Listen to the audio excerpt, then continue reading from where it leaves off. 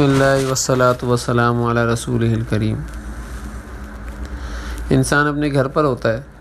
تو اس کو کتے کے رونے کی آواز آتی ہیں،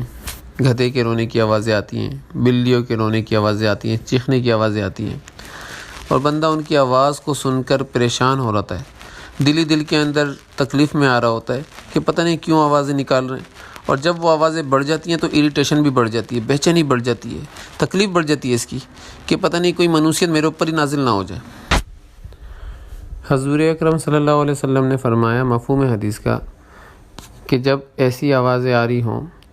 تو یہ جانور وہ چیز دیکھ رہے ہوتے ہیں جو تم لوگ نہیں دیکھتے، تو ایسے وقت کے اوپر تعوذ پڑھو، اعوذ باللہ من الشیطان الرجیم پڑھو، اور بعض حضرات کہتے ہیں کہ لا حول ولا قوت الا باللہ پڑھو، اور بعض حضرات کہتے ہیں کہ بھائی استغفار کرو، استغفار کی کثرت سے راحت ملنا شروع ہو جاتی ہے۔ استغفار کی برکت سے اللہ تعالیٰ ساری تکلیفات کو دور کر دیتے ہیں، ساری بے چینی کو دور کر دیتے ہیں، اور بندے کو راحت پہنچانا شروع کر دیتے ہیں۔ واللہ اعلم بالصواب۔